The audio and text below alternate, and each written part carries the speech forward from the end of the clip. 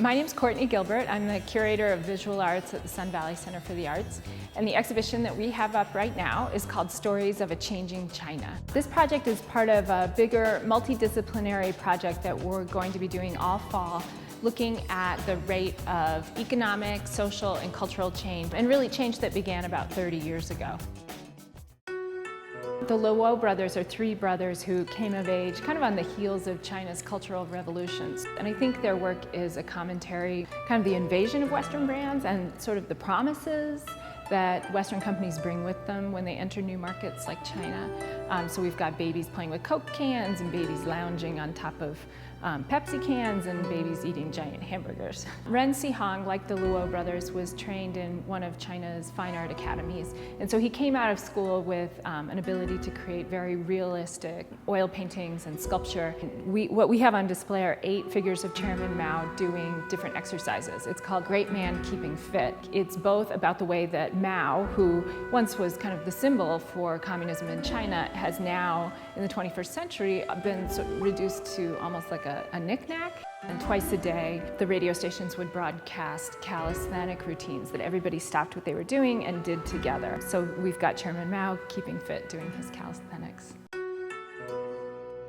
Chen Qilin grew up in a city that's now partially submerged by the Three Gorges Dam along the Yangtze River. On display, we have 2 photographs of school children, and when Chen Qilin staged this performance, she knew that the school was going to be submerged by the building of the dam. So the children stand in front of the school with this symbol of China's power behind them, and they're wearing young pioneer uniforms that Chen Qilin had made out of construction material, and they're wearing this kind of ghostly makeup that looks sort of like Chinese opera makeup to foreshadow, I think, the flooding of the school that happened later. Similarly, Yunfei Ji has made a whole body of work about the effects of the Three Gorges Dam that now generates a huge amount of hydroelectric power, but millions of people were displaced. And he uses what looks like very traditional Chinese landscape painting techniques to create a story about this migration of people, this mass exodus of people from towns and villages, a story of their dispossession.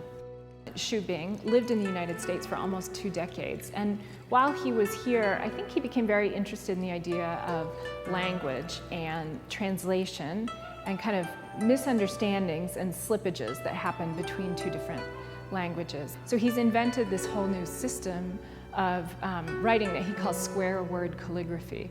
And we have a piece from that project on display called Quotation from Chairman Mao. It's actually English words written to look like Chinese characters.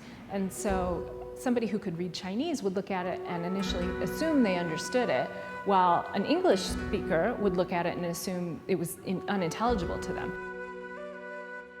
Rachel Davis lives in Portland, Oregon, was fascinated by the rapid rate of urban development in particular and architectural change. She made one beautiful painting called Nail House of this kind of holdout, this traditional house between 2 towering skyscrapers where somebody has refused to give up their land and move on. Saya Moriyasu is a ceramicist who's based in Seattle, and she's made hundreds of ceramic food dogs based on traditional dog sculptures that guard Buddhist temples in China and in Japan.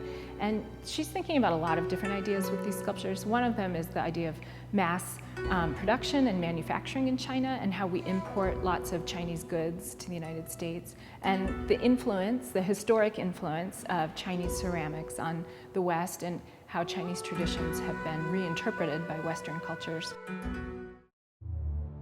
As part of the project, we brought in an artist named Ying Zhu, who is now based in Omaha, Nebraska, but grew up in China. She goes back to the city that she grew up in, called Lanzhou, which is in kind of northwestern China, about once a year. And what she's astonished by is how huge the city is now. The skyline is full of skyscrapers that didn't exist when she left 14 years ago. The exhibition consists of 2 photos that she made of her hometown from a high point in the city in May of this year that are mirror images of each other on either end of the room. The city lies along the Yellow River. She's recreated the river using thousands of strands of yellow thread that connects the 2 sides.